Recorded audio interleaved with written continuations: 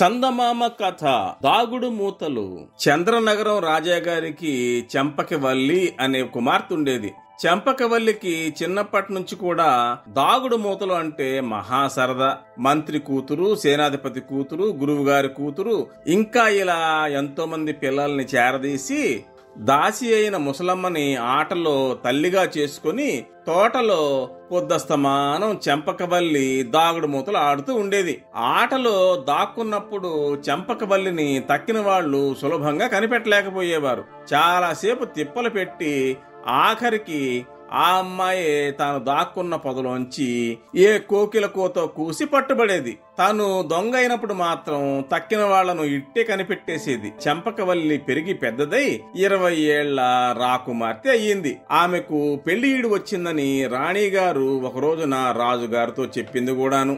ఆయన నమ్మలేదు. పసిపిల్లకు మళ్ళీ దాగుడు మూతలాడే ఈడు దాటనే లేదు, అప్పుడే పెళ్లిడు వచ్చిందంటావేంటి అన్నాడు రాజు. దాగుడు మూతలకేం లేండి, పెళ్లి అయ్యి పిల్లల తల్లులయ్యాక కూడా కొంతమంది ఆటలు ఆడుతూనే ఉంటారు అంది రాణి. సరే, అలాగైతే మన చుట్టుపక్కల ఉన్న దేశాల రాజకుమారులలో ఎవరిని పెళ్లి చేసుకుంటుందో కనుక్కో అన్నాడు రాజు. అప్పుడు రాణి కూతుర్ని పిలిచి, ఏమే పుత్తడి బొమ్మ, మన చుట్టుపక్కల ఉన్న దేశాల రాజకుమారుల్లో ఎవరే నీ పెళ్లి కొడుకు అని లాలించి అడిగింది. అందుకు చెంపకవల్లి, ఎవరేమిటి, నేను దాక్కున్నప్పుడు ఏ రాజకుమారుడైతే నన్ను కనుక్కోగలడో అతడే అంది. రాణి వెళ్లి ఈ మాట రాజుతో చెప్పింది. రాజు చుట్టుపక్కల దేశాల రాజకుమారులందరికీ వినపడేటట్టు చాటింపు వేయించాడు. రాజకుమారులు రోజు గుంపులు గుంపులుగా వస్తుండడం, చెంపకవల్లిని వెతుక్కోవడం, ఆమెను కనుక్కోలేక వెర్రి మొహాలు వేసుకుని తిరుగుదారి పట్టడం ఇలా జరుగుతూ వచ్చింది.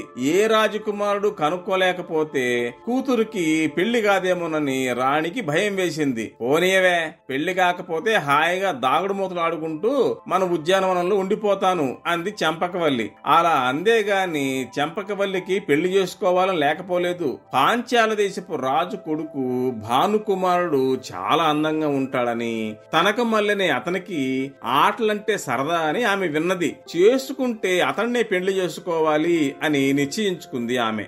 భానుకుమారుడు ఇంకా తనని వెతుక్కుంటూ రాలేదు. ఎందుచేత చెప్పమా అని అనుకుంటూ ఎదురు చూస్తూ ఉంది. భానుకుమారుడికి కూడా ఆ చాటింపు వినబడింది. చెంపకవల్లిని ఎలాగైనా కనుక్కొని పెళ్లి చేసుకోవాలని మనసు పడ్డాడు. అయితే తనకంటే కొమ్ములు తిరిగిన రాజకుమారులందరూ చేతగాని వాళ్లమంటూ తిరిగి వస్తూ ఉండగా తనకు మాత్రం ఈ పని సాధ్యమవుతుందా అని ఊరుకున్నాడు. భానుకుమారుడికి స్నేహసాగరుడు అనే స్నేహితుడున్నాడు. అతను రాజకుమారుడితో, ఇక్కడ కూర్చొని ఇలా మీనమేషాలు లెక్క పెడితే కార్యం చక్కబడుతుందా, రా బయలుదేరు, ఇతరులకు సాధ్యం కాని పని నీకు సాధ్యం కాదనుకోకు, నువ్వు తప్పకుండా నెగ్గుతావు, నాకు తెలుసు అంటూ ప్రోత్సహించి భానుకుమారుణ్ణి చంద్రనగరానికి లాక్కొచ్చాడు. భానుకుమారుడు వచ్చిన రోజునే మరి 6 రాకుమారులు కూడా వచ్చారు.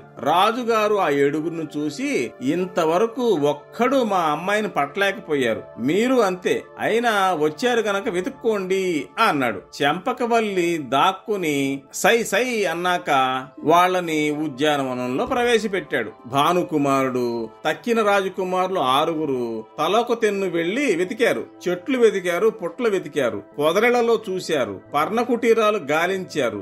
అక్కడేమిటి ఇక్కడేమిటి అన్ని చోట్ల అన్వేషించారు. తిరిగి తిరిగి చెప్పులరిగిపోయినాయే గాని వాళ్ళెవరూ చెంపకవల్లి జాడ తెలుసుకోలేకపోయారు. రాణికి ఈ మాటు మరీ భయం వేసింది.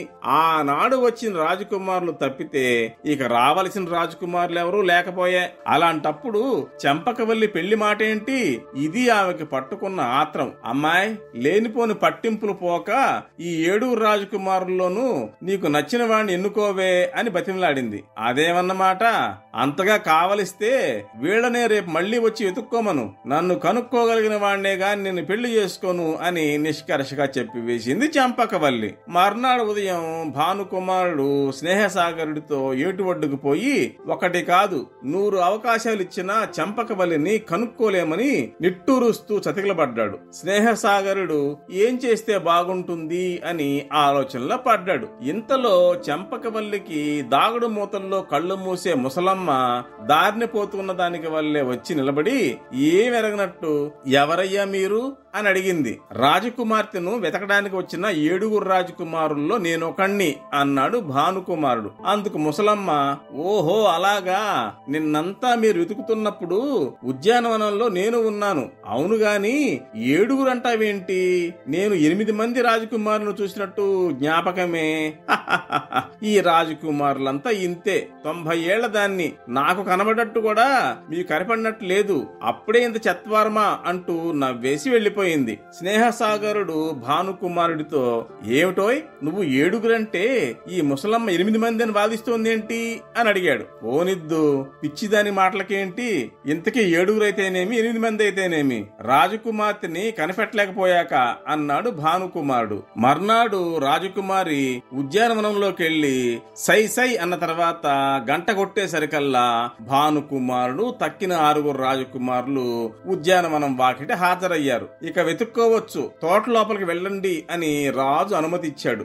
లోపలికి వెళ్లే సమయంలో భానుకుమారుడికి ముసలమ్మ మాట జ్ఞాపకం వచ్చి ఎంతమంది ఉన్నది ఒక్కసారి లెక్క చూసుకున్నాడు. నేను చెప్పిందే సరి, మేము 7 ఉన్నాం, ముసలమ్మ మాట మతిలేని మాటే అనుకున్నాడు. వాళ్ళు తోటలో దశ దిశలకు వెళ్లి రాజకుమార్తె కనపడలేదంటూ జలక్రీడలాగే కొలను వద్దకు వచ్చి చేరుకున్నారు. భానుకుమారుడు మళ్లీ ఓ మాట లెక్క పెట్టేసరికి 8 మంది రాజకుమారులు కనపడ్డారు. ఇదేమిటి ఆశ్చర్యం, 7 వల్ల 8 మంది అయ్యామేంటి?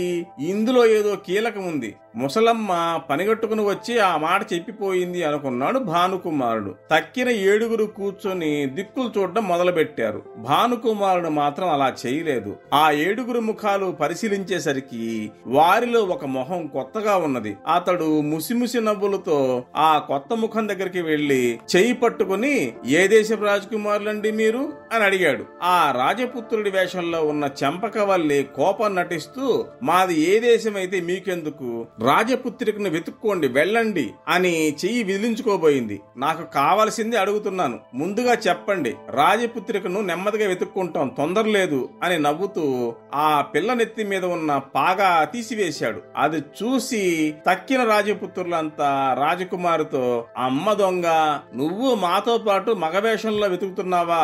ఇదే మమ్మల్ని చిత్తు చేయడానికి నువ్వు వేసిన ఎత్తు అంటూ ఆమె తెలివితేటలను మెచ్చుకున్నారు. ఆ తర్వాత భానుకుమారుడికి చెంపకవల్లికి వైభవంగా వివాహం జరిగింది.